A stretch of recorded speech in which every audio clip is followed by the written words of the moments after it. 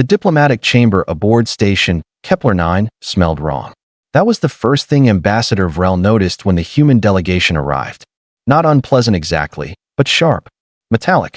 The kind of scent that triggered every evolutionary alarm in his triple-chambered brain.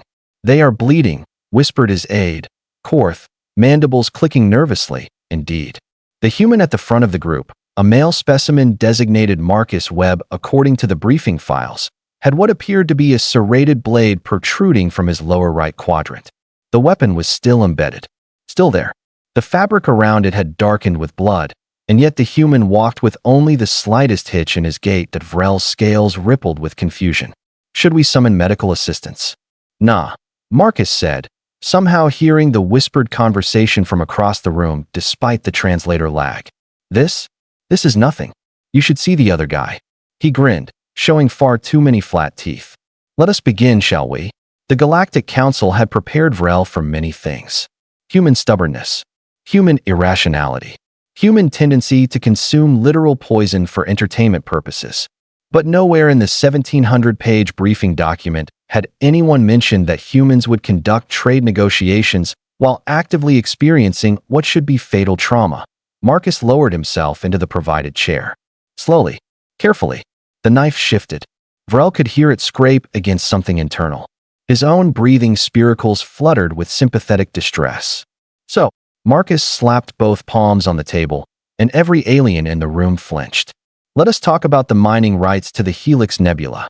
Your initial offer was, and I mean this with respect, absolutely insulting." Vrell had rehearsed this negotiation for weeks. He knew the talking points, the carefully constructed arguments, the strategic concessions.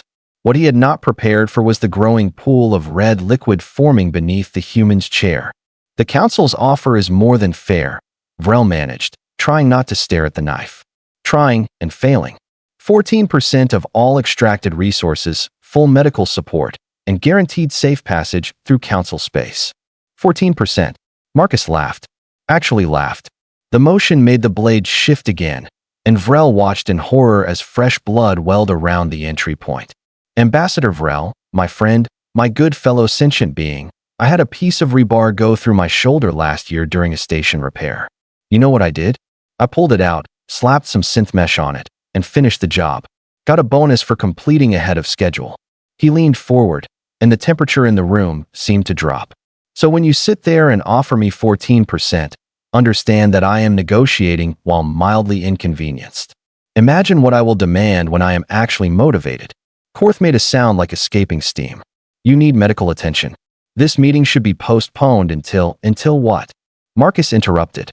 "Until you think I am weak enough to accept your garbage terms? Hard pass."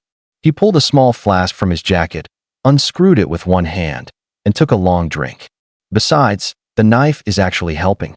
Keeps the wound plugged. Medical science, am I right?" That was not medical science. That was insanity. "Perhaps," Vrell tried again, his voice climbing half an octave. "We could discuss this more productively if you receive treatment. We have excellent facilities here. The Galactic Council Medical Bay can wait." Marcus set down the flask with a definitive thunk. "Here is my counteroffer, and I will only say it once because honestly, this is starting to sting a bit. 35% of resources. Full territorial autonomy for human mining operations. And you will provide the defense fleet support at no cost to us." "That is preposterous." Vrell's scales flashed purple with agitation. "The Council will never. The Council will accept it." Marcus stood up. Slowly. Every movement calculated.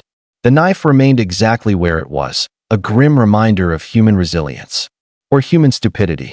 Vrell honestly could not tell which. Because in 3 cycles, the VRYX sovereignty is going to make their move on the nebula. Your intelligence already knows this. I know this.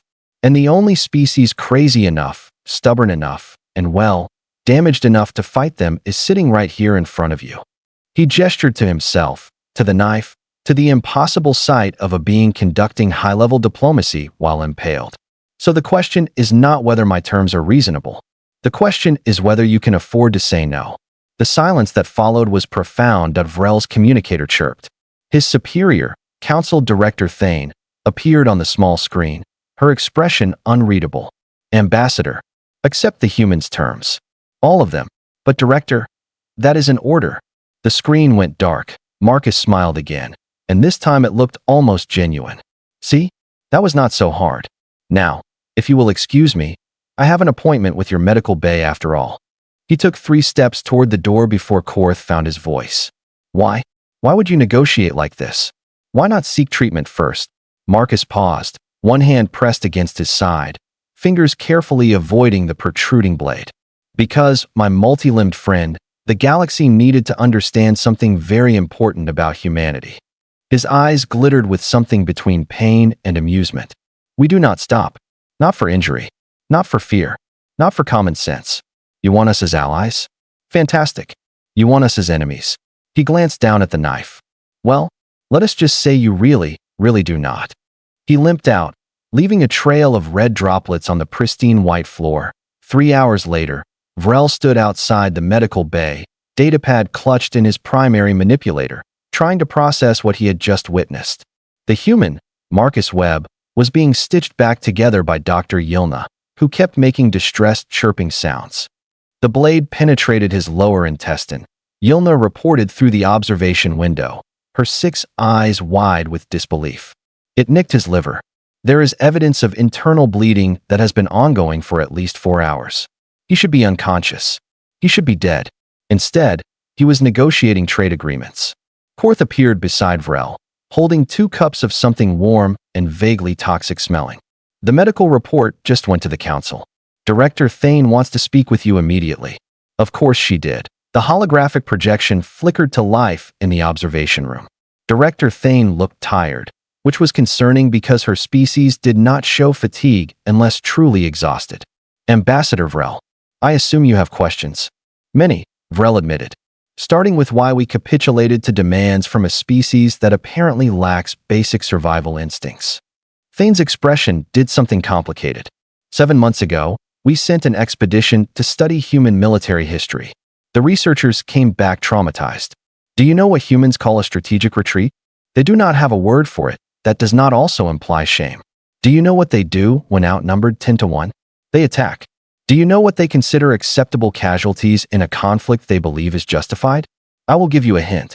The number is horrifying. Through the window, Marcus was sitting up, arguing with Dr. Yilna about discharge timing. He was losing, but only barely. We have faced warrior species before, Vrell said slowly.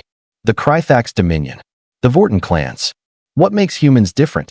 The others fight to win, Thane replied. Humans fight because they cannot imagine stopping. It is pathological. It is terrifying.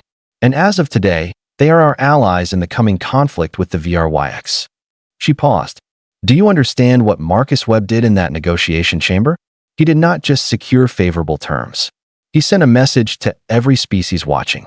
He said, look what we do to ourselves. Imagine what we will do to our enemies. Korth made a sound like escaping steam again.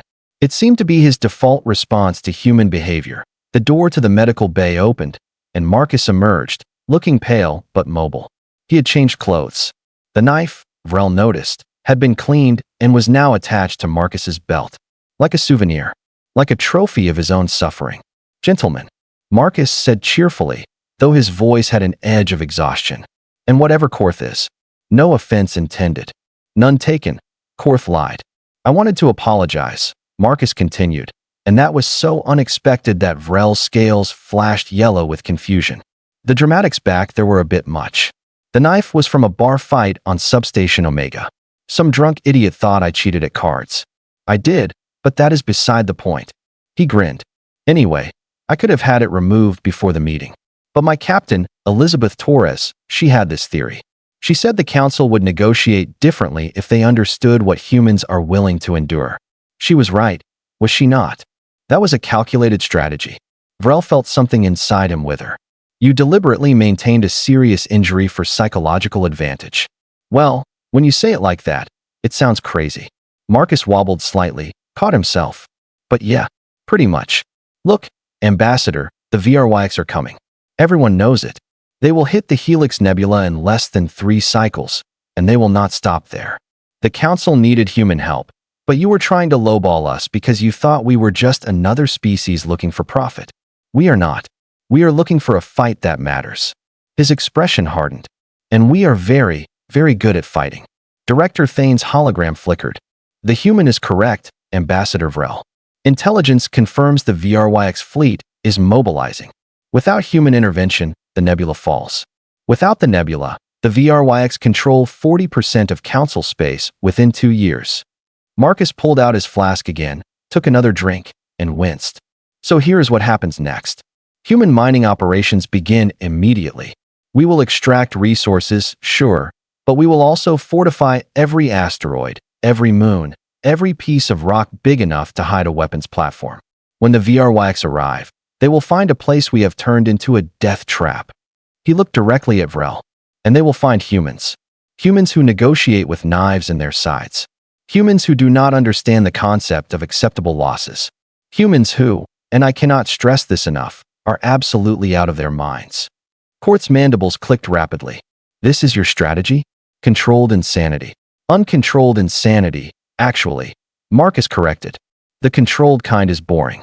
But yes, that is the general idea. The VRYX fight with logic, with calculations, with careful planning. Humans fight with spite, stubbornness, and a truly impressive disregard for self-preservation. It is going to be an interesting war. Vrell felt his scales settle into a resigned gray. The Council has made its decision. The terms are accepted. Human forces will have full operational authority in the Helix Nebula. Excellent. Marcus swayed, grabbed the wall. Now, I am going to go pass out for approximately 12 hours. When I wake up, we will discuss deployment schedules, supply lines, and exactly how many explosives the Council will let us use. Spoiler alert, the answer is never enough, but we will negotiate. He started walking, stopped, turned back. Oh, an ambassador? Thank you. For accepting our help. For trusting us despite the obvious evidence that we are all completely unhinged. When this is over, when the VRYX are dealt with, I genuinely hope we can build something lasting. Something good. He left before Vrell could respond. Korth broke the silence first. We have just allied ourselves with madness. Yes, Vrell agreed, watching the blood trail finally being cleaned by maintenance drones. But it is our madness now. And somehow, I think that is exactly what we needed. Director Thane's hologram smiled. It was not a comforting expression. Prepare the fleet, Ambassador. The humans are going to teach the galaxy what happens when you negotiate with beings who refuse to fall down. I suspect it will be educational. Vrell looked at the empty corridor, at the space where an impossible human had stood and bled and won. The galaxy was about to change, and somehow, terrifyingly, that change was going to be led by creatures who treated fatal wounds as minor inconveniences. May the Void have mercy on the VRYX, Vrell whispered. Korth clicked his agreement. May the Void have mercy on us all.